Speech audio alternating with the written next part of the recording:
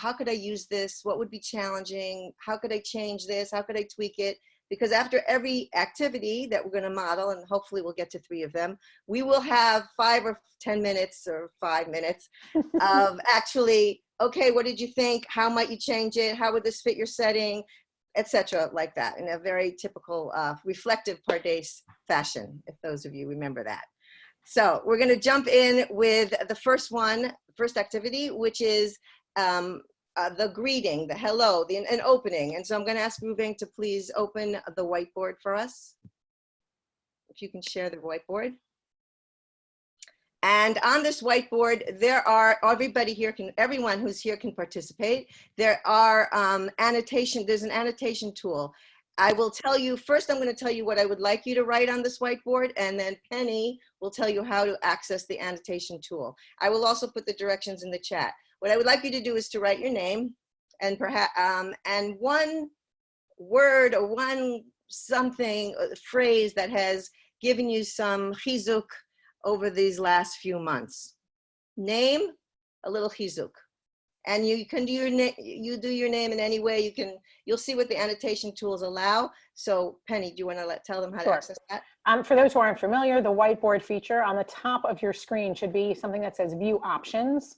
And if you click on view options, first it has a bunch of options about how large you want your screen to be. And then if you go to annotate, a whole slew of options of how you can put your name and a word or something that's getting you through this is up there. If anyone has questions about how to get there, so you're going to view options and then annotate, and then a toolbox should appear.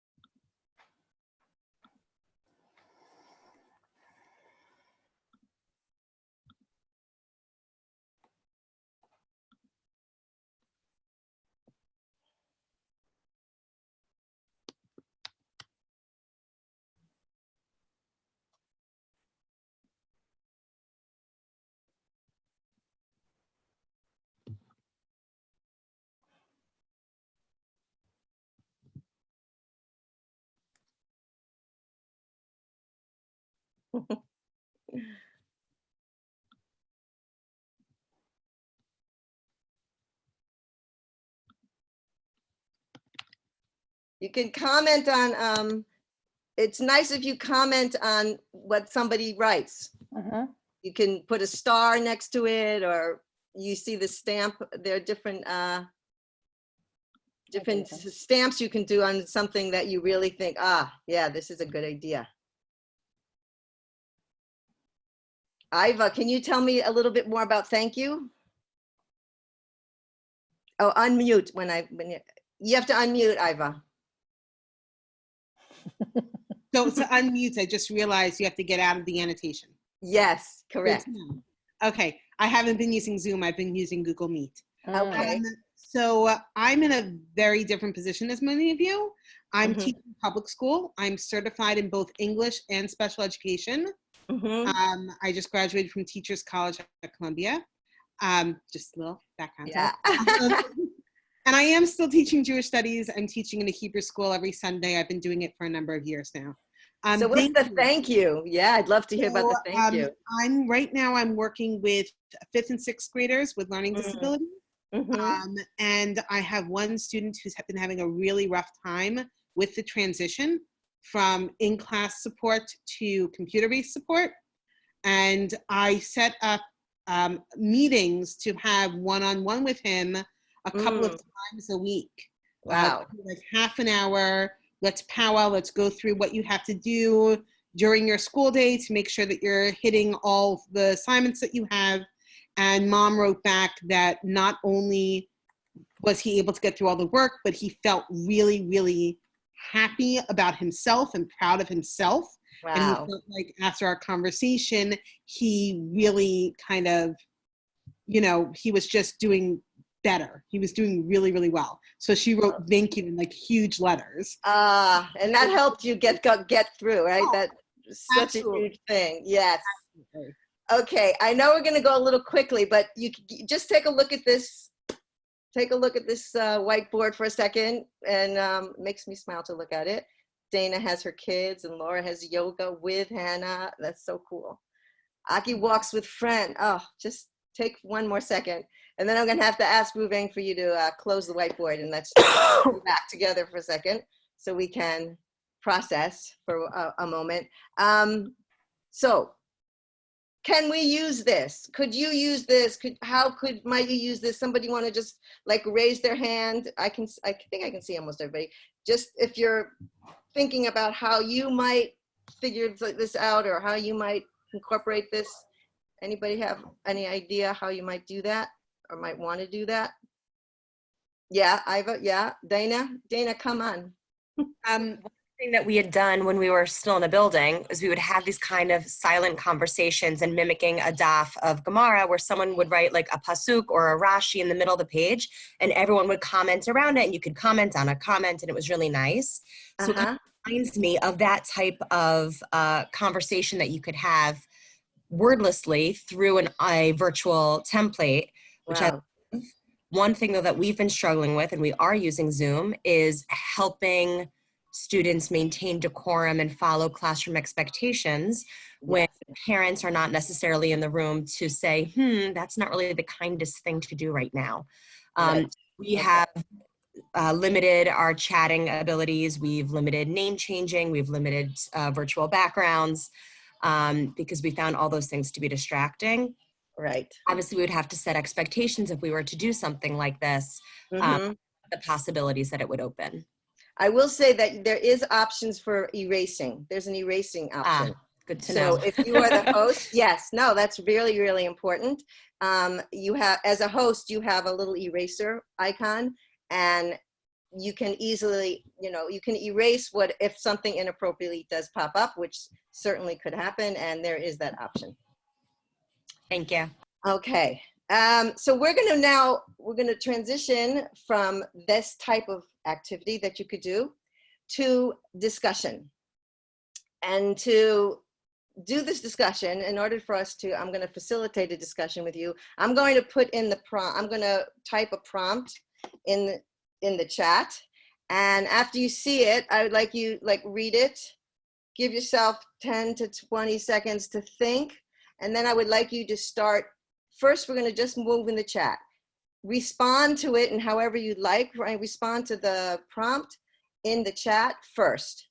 And as you start seeing people's responses, you can respond to them in the chat, and then we're gonna move over to verbal. So let me just, I think I'm gonna say what it is, and then I will, then I'll type it so you can start thinking. Give me one second. Okay, here it is, and I'll type it too. In light of the coronavirus pandemic, has your conception of Makkah been affected? I'm going to type that now into the chat.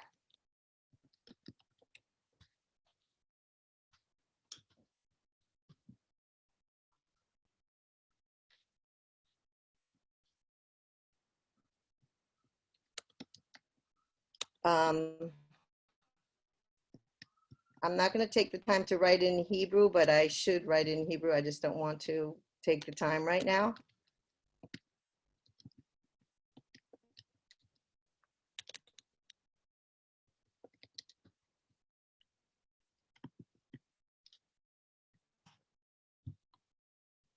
Makkah meaning mem, the Hebrew word. I just didn't want to text this. So everyone just think about this for a moment. And then please start typing into the chat anything that occurs to you from any perspective.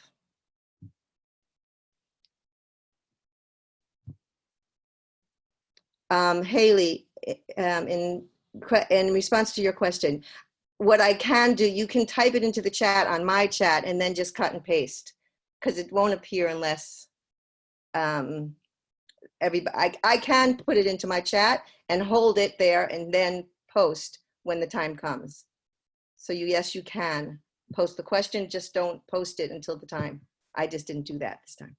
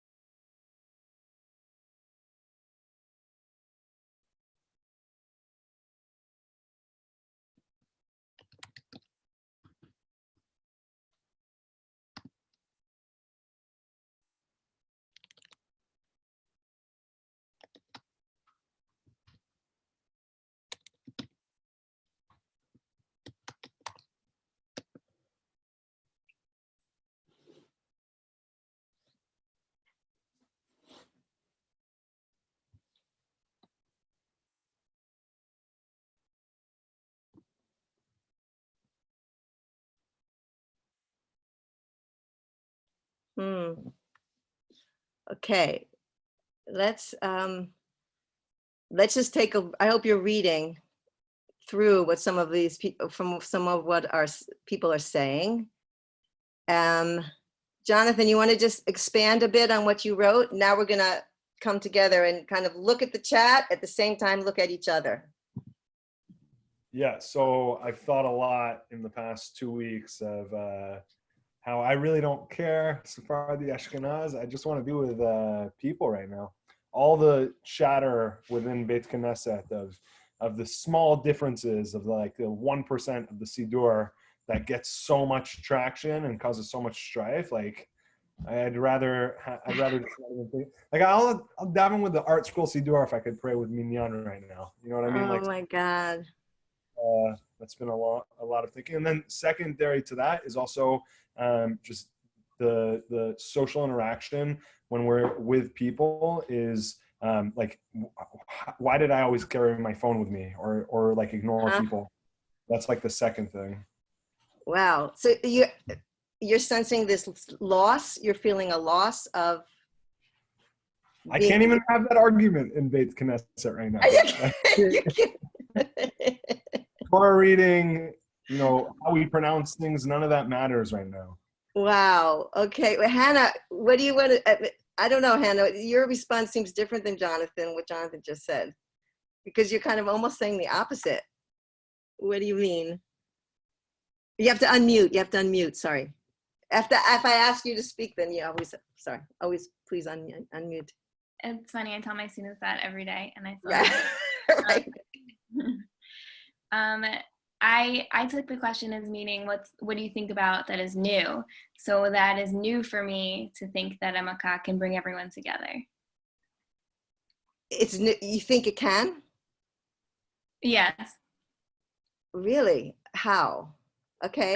You're experiencing that somehow. People who are affected have commonalities and can talk about their experiences with other people in any situation. Right. So that's just a new thought that I have. Huh. Okay. Does anybody want to respond to that? Does it bring people together, or I don't know, Haley? Not necessarily always things though. It could be both. Right. Haley, what did you want to say? So I tried to raise my hand in the participant box. I'm looking. I was not paying attention if to that the like icon. works. No, it's fine, but it's just like I think it's hard when you're running a Zoom to pay attention to the chat, and so it's helpful if you can have like a second person whose job it is. And I don't know if that's something you could assign to a student, maybe to like kind of look for that as like their job for the day. Oh, this is great. Haley, this is great because you're right in the middle of something, but you're stepping back for a moment, and you're giving us all ideas, and that is great. I think that's a great idea. If it's possible, have like a minder for that. Go ahead, Haley, please respond. But what I wanted to say is, at least in my family, we've taken the opportunity to call our relatives. So like every night we've called a different relative, and we live pretty far away from all of our family, which is pretty new for the last year and a half. And so definitely before this, we're not talking to our family every night on the phone. And so I think that to take Hannah's point of like how it brings people together, that there's a different need to connect because we're not getting in-person social connections. We're reaching out for those in ways that we weren't before. Yeah. Okay. So that's kind of more on Hannah's thing, even though Jonathan needs that tactile connection that's hard over the internet. Yeah, Amir, I see your hand. Thank you. You can use that icon. Thank you. Yes, Amir. So it just makes me think about what Hannah said. Makes me think about God hardening Pharaoh's heart and the heart of all the Egyptians in terms of like taking this affliction that's happening to them and turning it around and using it as a way to unify and say like we can beat this.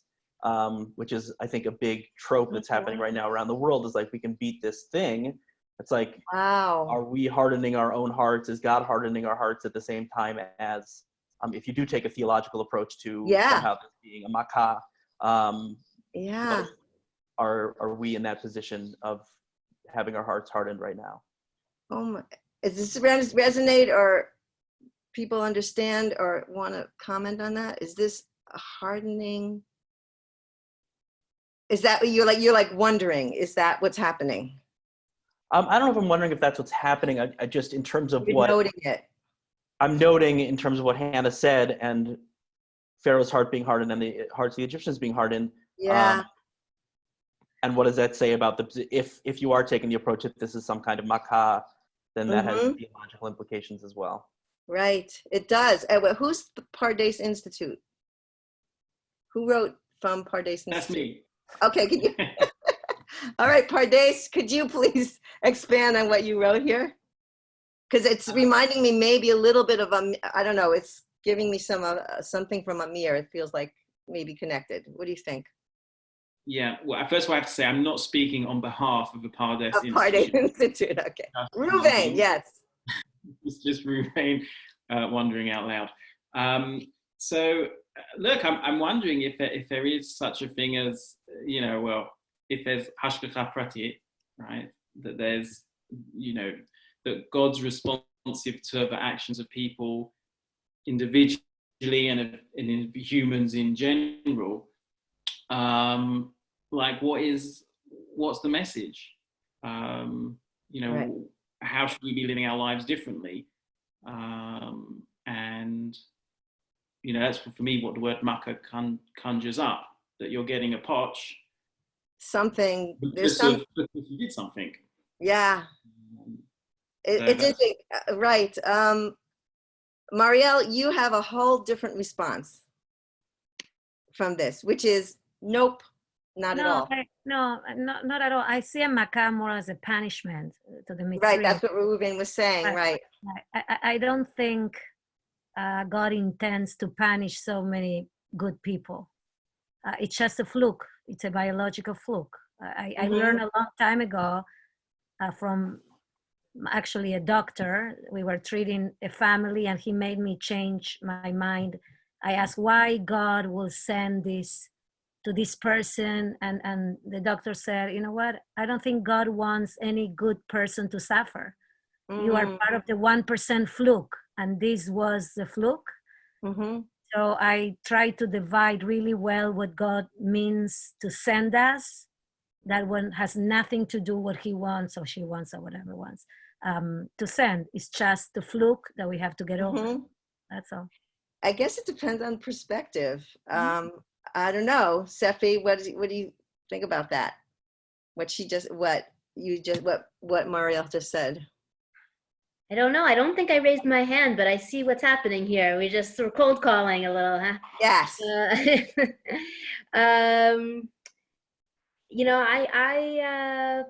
I think I've worked hard in the last 10 days to not think about anything theologically, because I find it overwhelming. So whereas Reuven has addressed it one way theologically and Marielle has said, that's not my approach, I think I'm in sort of a don't ask me because I don't want to think about it approach, which is, maybe not the most mature strategy, but where it's just honestly where I'm at. I think that's really. Yeah. Okay. Akiko, you're not going the God approach, but you're still being affected in some ways. Sorry, who are you talking? You're talking to me? Akiko. Akiko. Yes? Okay. That's how you say. Sorry. Thank you, Seth. Yeah. Can you unmute? Weird. Yeah. Sorry. No. Yeah. My spacebar mute wasn't working. Because you're not talking about God here, but you are talking about feeling the impact in a different way. Yeah. Well, I think I was. I guess I was talking about a narrator. But I was saying that I think that, I always want to know what's happening to the people, like your average Egyptian. What did your average Egyptian know? What did your average Israelite know? Yeah. Did your average Israelite think that they were actually just going out for 3 days? Did they know that there was like an exodus coming? Did they even know that the plagues were sent by God? they didn't have like a, Twitter, so it's entirely possible that they don't know anything that's going on, Right. except that like bad things are happening. So I was just thinking about it as being like, when even though we do have news, there's a kind of like question of, I guess, like while you're in it, even without like retrospect, we'll see this very differently than we do right now. And like what happens when there is a bad thing happening that, in the future you will look back on and say like it was a thing. But when you're in it, there are so many people who are still like, it's not really a thing. It's not really as bad as it seems, or it's not, like that question of like what's happening when you're actually experiencing it, and how does that differ from when you look back on it. And like thinking about a narrator, if there was a narrator who was like telling us exactly what was happening, we would think about it very differently. Wow. Back on that, they didn't please, have Dana. Twitter. Yeah. They may not have had Twitter, but they had a Navi. We don't have a Navi. we're leaderless right now. And I think that makes a very big difference. I guess I like also just don't know how much interaction individual people, certainly individual Israelites, had with that Navi before they like went on their merry way. And also I often think about what your average Egyptian who like, loaned out their pots and pans was thinking about what that situation was. Like what happens when you're in the midst of it. Right. What does the Navi do for us, Dana? It's centralized leadership. It's a common message. It's a common command. Every politician right now is calling for social distancing, and you still see people outside congregating in groups. Wow. Right. The sounds of right. People aren't listening to the words of the prophets. Not that people always listen to the Navi either. we have quite a few Svarim on that. Yes. But at least it was coming from a centralized place that I would say had more legitimacy. Interesting. Our leadership does now. Okay. Susan, Jonah has a raised hand, just so you know. Thank you, Jonah. Thank you for great. Jonah, please. Okay, nice. Everyone was very helpful in the chats. Thank you if you helped me through that process over the last few months, or attempted to. I was just gonna say, I think Amir had this point about, or like analogizing. Well, I guess you can think about it in a number of different ways, but for me, like this analogy of hardening Pharaoh's heart, like I hadn't thought about this before, but to me, that would equate to, or trying to, this discourse of trying to beat it. There's multiple ways that you can go about trying to beat this thing. And I feel like the Pharaoh hardening his heart method would be to go on with business as usual, and like sort of softening the heart. It's like accepting more kind of way of changing our respective ways of life to what is actually happening is not necessarily, it's also a way of beating it, but it's not the Pharaoh response, let's say. So that might be a helpful way of phrasing it. For me, it is. Right. Interesting. Okay. I think we need to, I would do more with this, but we need to stop but before we leave, could we just do a quick impact on your life scale of 1 to 10 number? Can you just type in the chat, or you know what, hold up your hands. From 1 to 10, impact 1 to 10, just hold up your hands so we can just see impact in whatever way, Wow. I see it. Is that one hand, Dana? 5, 8, 9. Wow. Okay. All right. So let's we have like 4 minutes to backstage for a second. How might you use this? A discussion, I would like to call this a discussion, but tell me, what are some of the challenges of this kind of interaction? How might you use it? Why wouldn't you use it? Let's backstage for a moment. and tell me what you think and what are the challenges, what are the downfalls, what are the opportunities of this kind of activity. Yeah, go ahead, Haley. You have to unmute. You have to unmute. Yeah, I'm finding the little thing. No problem. Show of hands, how many people side texted somebody during that discussion? Let's see hands. Okay, so let's talk about that. Thank you, Haley. Tell me, how do we, Aliva, you want to say something? Yeah, so let's go. Back on to what Haley just said. Yeah. That is one of the things that I actually don't like about Zoom, as opposed to Google Meet, which is what my school is using. Great, so tell us why, what's better? So there are good things and bad things about both. Okay. Google Meet, though, for the chat, there is no private messages. Aha. So you can see everything that's being written. So this is positive and negative in a lot of ways. Okay. Positive in the sense that as the teacher, I have complete control over what's going on in my classroom. Negative in the sense that, you know, I see everything. Right. And, they interact with the chat, which is one of the things that you were trying to do. You were trying to get us to privately message one another, but then only the people that are being messaged can actually see the message. Right. Well, so right.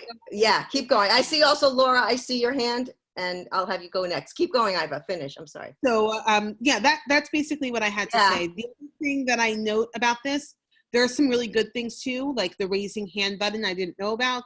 I like that a lot, so that you can kind of take turns and control who speaks when. And I like that. I know that on Zoom, you can mute other people, as the leaders. Google Meet, you can't do that. So there's like pluses and minuses. Laura, I want to hear what you saw, but Haley, I want to dig into what you said even more. Okay, let's just hear, because how do we not do that? Laura, what did you want to say? I actually, I was side texting on my phone. Right, I saw that. Amir said you could do that. Yeah, he held up his phone. Amir, I saw you. And my students do that also, which I actually approve of, because sometimes on Zoom you feel very muted. And there are little side comments you want to give, but I think you're getting the involvement by you were doing cold calling and those kind of things. So they need to have an ear there, but they're not getting that muted, stuck feeling. So I think you can get rid of the private messaging on Zoom. You can put that in your settings. Right. So they can only send to you or they can only send to everybody. That's all settingable. Okay. But I think something I love this discussion. Thank you. And it's also cool when you can unmute 3 people and do a fishbowl. And then somebody can raise their hand if they want to join in. So that's been something that's been working well. A fishbowl. You unmute 3 and then they can have, and everyone else is watching, listening? Yeah. And then somebody raises their hand and then you would mute me and open up a mirror screen or something. That's great. Haley, can I just dig in a little bit more to what you said? I asked the question because I found myself doing it. Yeah. And that I just have a short attention span, and so I was zoning in and out, and my husband came in to talk to me, and I was oh, I'm not on mute, and then he's telling me about by the way, what he shared with me was that there was an NPR story about how people are showing up on Zoom inappropriately, not wearing enough clothes, my God, flushing the toilet, or things like that. So oh my God, it's called Zoom bombing. Kikia, is that what it's called? Zoom bombing? It's a thing. Anyway, I think that when you're talking with adults, it doesn't really matter because adults can sort of monitor themselves. So in my context, I'm teaching an adult class for Hebrew College. But my other context is I'm going to be working with in a supplementary school, Hebrew school, with 3 boys that are already in person, a nightmare to manage. So I don't even want to do Zoom. I just want to have them do tasks, which is actually what they're doing at my school, my kids' school. My kids' only Zooms that they have are either one-on-one, small group, or Q&A or office hours kinds of things. They're not having any sort of classes. They have so I think it's I liked what Laura said about the fishbowl because I haven't heard about that option, which I think That's with great. a larger class sounds really important. But Dana, I see your hand.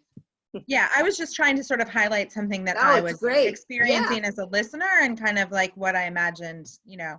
to So, play.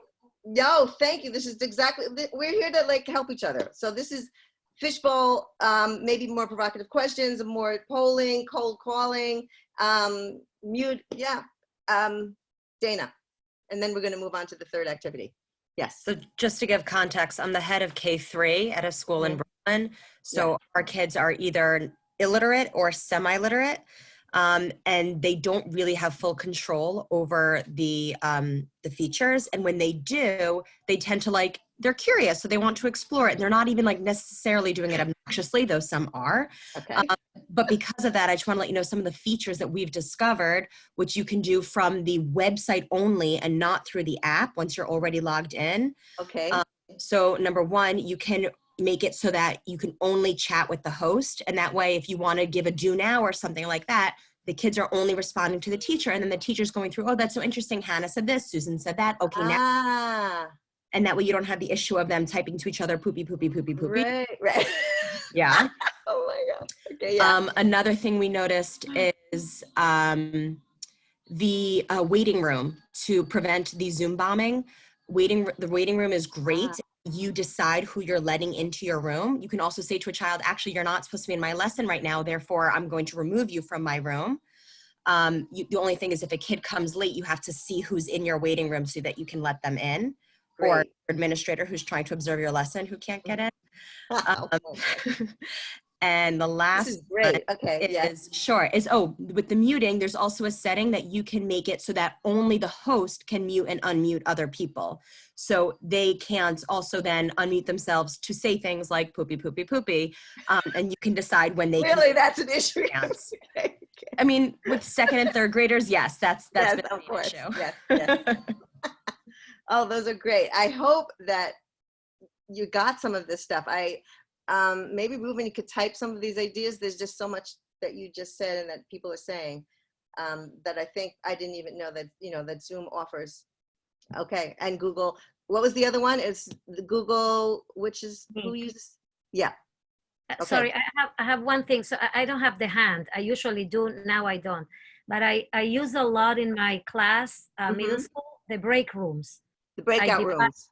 Yeah, breakout rooms. Yes. I divide my student, but I never seen the fishbowl. I don't know. Can you type us where can we find it? Because I never seen it. No, Laura, you do it. You use it, do right? on your own. Yeah. Oh, there's not a feature. It's just unmuting a few people at a time and letting them talk to each other. And then if a kid wants to come into the conversation, they raise their blue hand. And after 1 minute, I kind of let people tag in. So you just, as a host, you can unmute 3 people, allow them to talk while the rest of us listen to them. And then that's all. It's not a special app. Okay, so we are now going to just move on to the last little activity, our tool that can be used, and that's the sharing tool. And to do this, I am a host also. I can share my screen, correct, Ruben? Yeah. Okay, so I'm going to share, this is going to be sharing visuals and using a Lino board. So first I'm going to share a quick story with you. I'll share a story with you on the screen. And I'm going to ask you to read the story quietly. I'll give you about 30 seconds to do that. So everybody please, let me see, can I move it up a bit? Yeah. So I'd like everyone just to read that.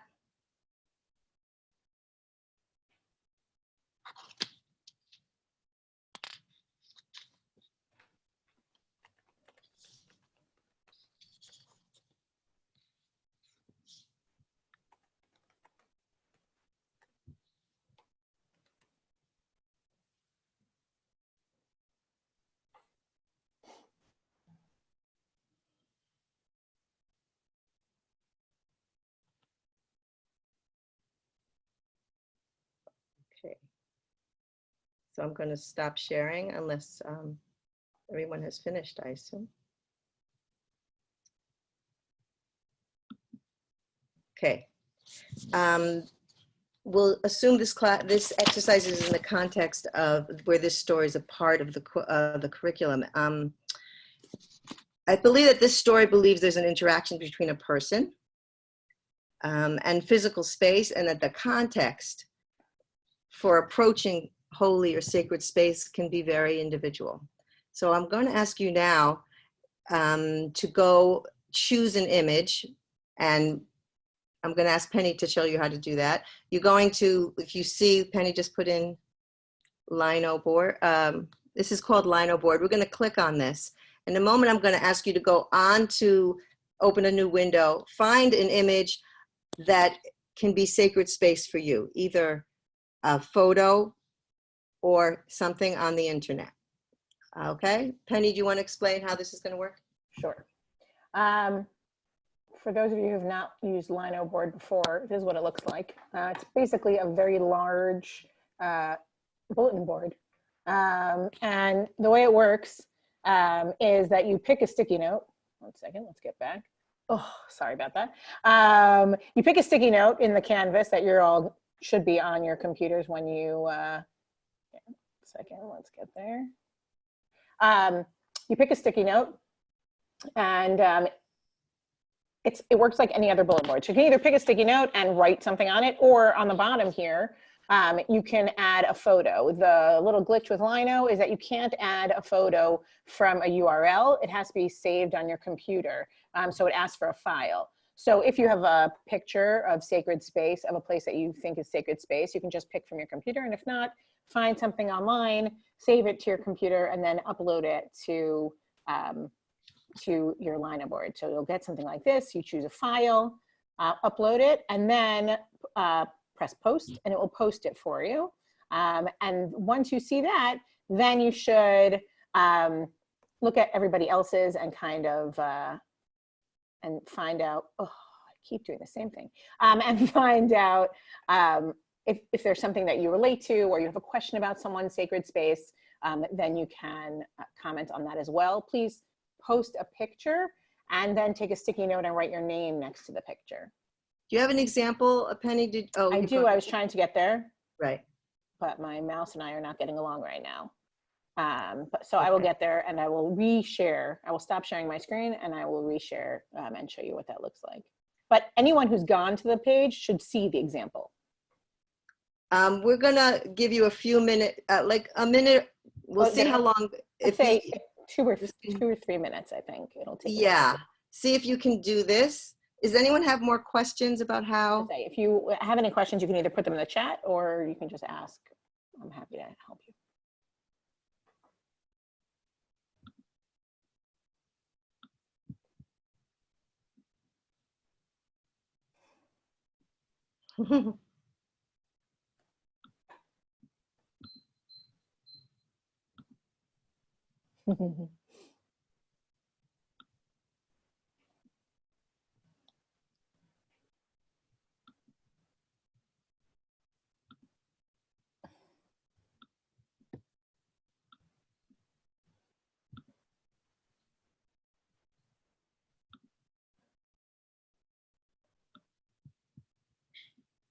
Wow, Luria.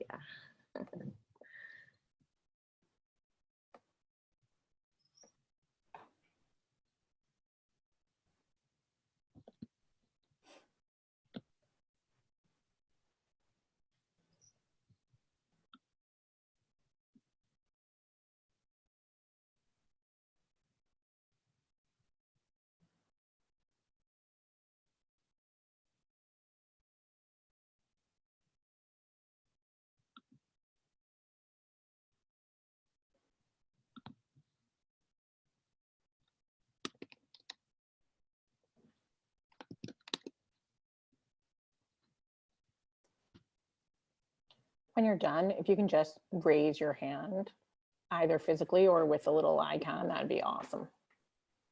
And comment on any of the photos that you see if you have posted. Oh, Hannah, that's great.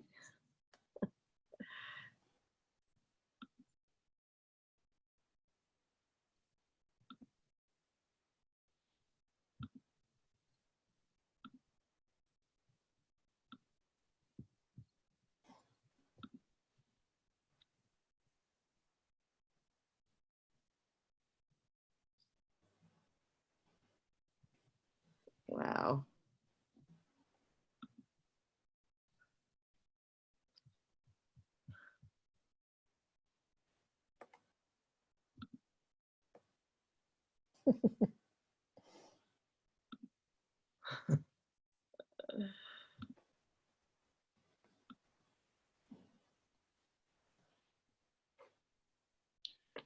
Just let people know you might need to refresh. Sometimes you have to Right. refresh the website. It might not do it. Refresh so you make sure you get everything. Wow. So try and now respond to other people with other sticky notes and put them on their images if you can, if you have time.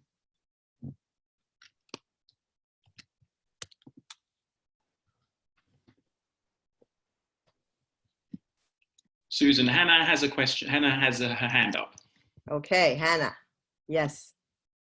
No, I said to raise hands if you were done. Oh, it's just a raising hands. Okay. If you have a question, feel free to unmute yourself and ask or put it in the chat. Yeah. Just take a look at what people are posting here.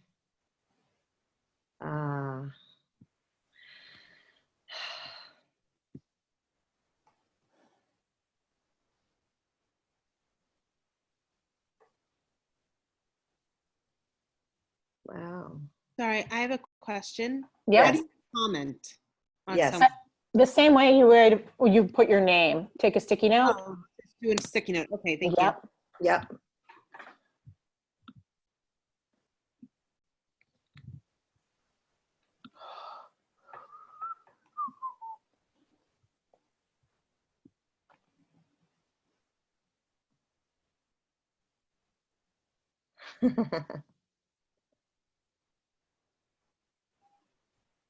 Yeah.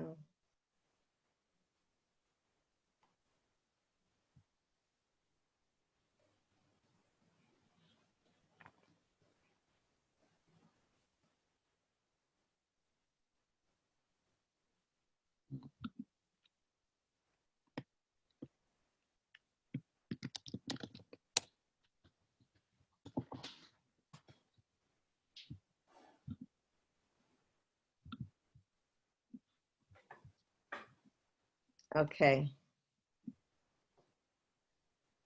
So I'm going to ask you just to kind of look through all of the images.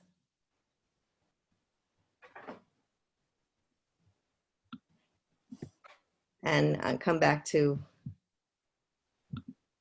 our room for a minute. Can anyone make some kind of statement of what something they notice about this group or about what sacred space is for people just by looking around at these images?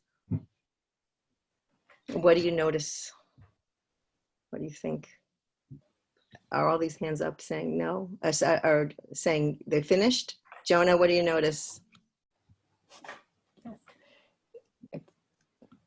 Anyone whose hand, one second, Jonah, sorry. Anyone whose hand is raised because you were letting us know that you were done, you can unraise your hand or I can do it.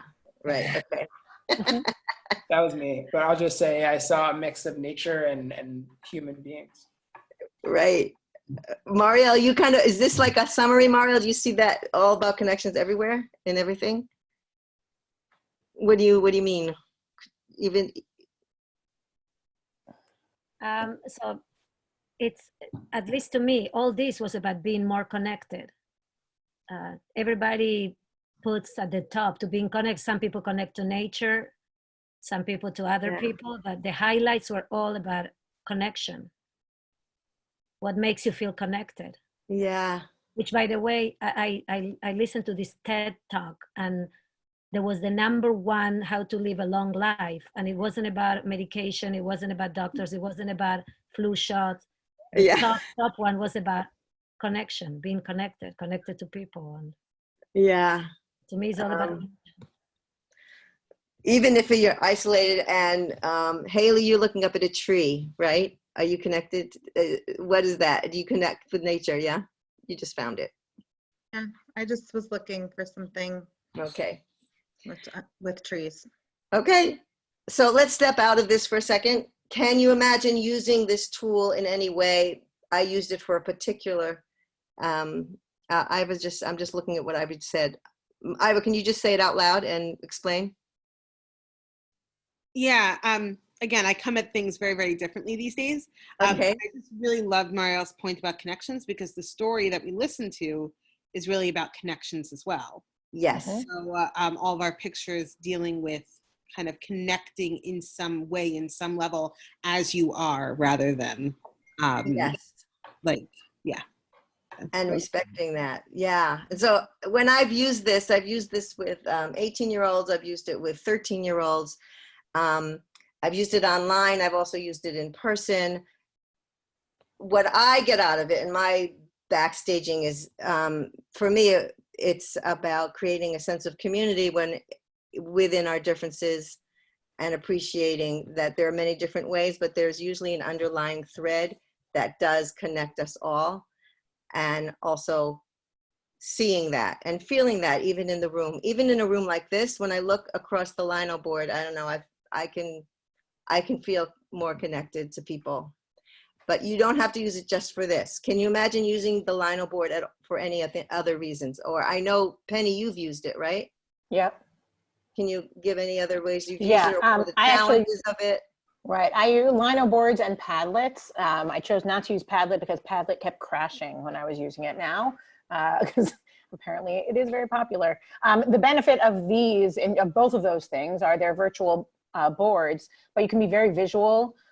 For a kid who is not very comfortable speaking up, it gives everybody a chance to just express themselves in a way. It doesn't have to be, even something like this, which is definitely a personal question, like what's your sacred space?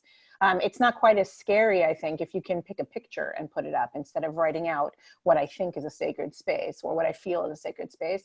And it gives everybody kind of like equal opportunity. If I'm not comfortable speaking up, then on a lino board or a Padlet, I can express myself differently. And also it's permanent. Now I have this to reflect back on, and students can go back and see after class what people said, if they had other questions, if they had other comments.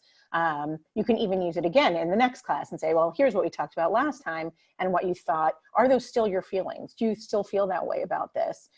Would you put a different picture and then put it next to whatever your picture is that you put on? The difference I find just technically with Padlet and Lino is that Padlet has more options in terms of how you organize things. And you can also, on Padlet, comment right below, like attached to whatever the picture or post is, as opposed to here where you have to keep using sticky notes and putting them, which gets a little bit sloppier, but also creates a little bit more freedom. So I think there's like 1,000 ways. Haley, did you have a question or comment? I have a question, but I just created my first Padlet this week. None of my students have used, but I just copied okay.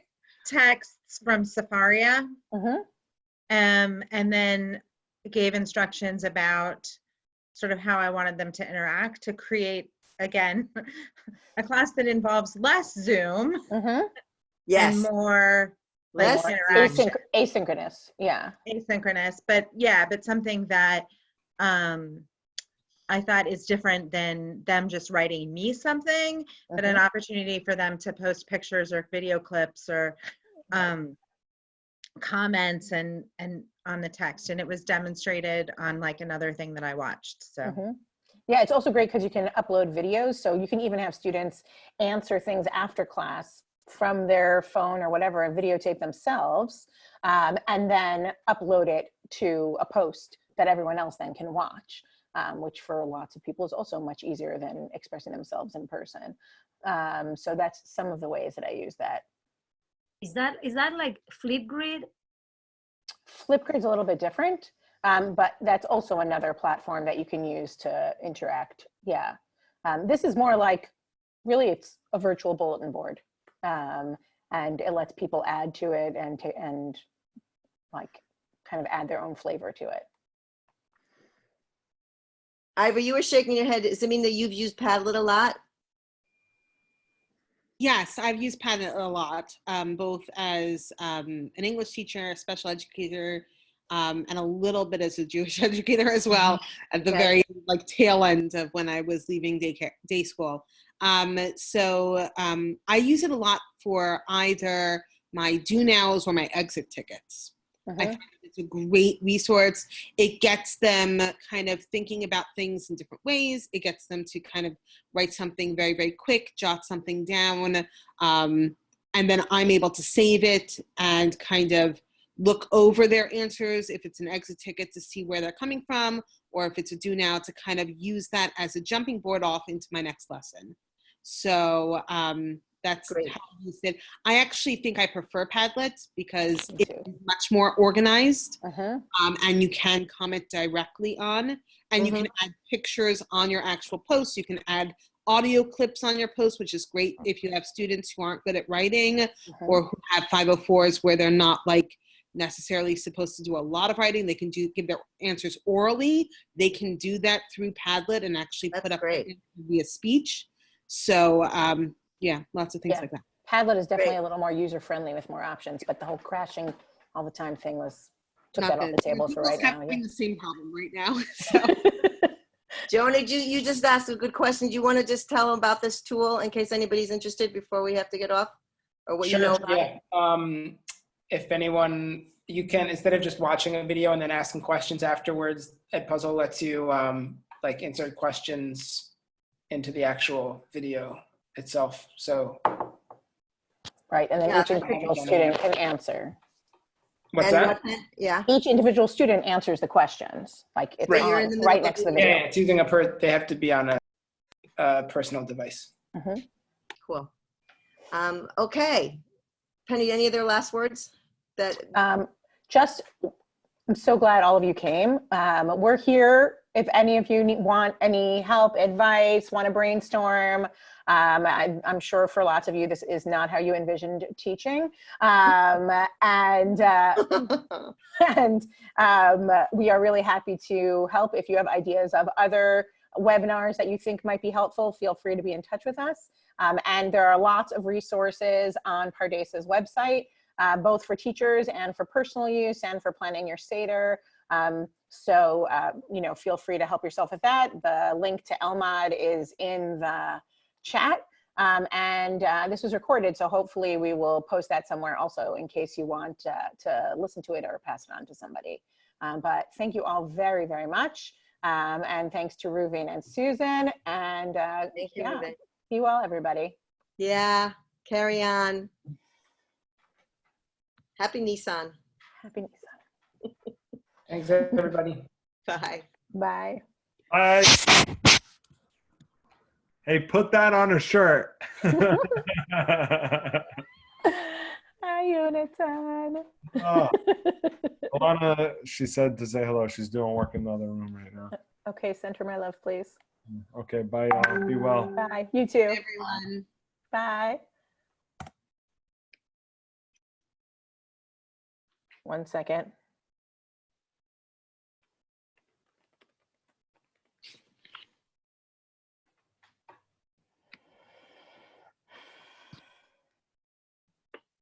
Okay. Penny, do you just want to stay on for 1 sec? Sure. Okay. Do you want to stop recording? Yeah.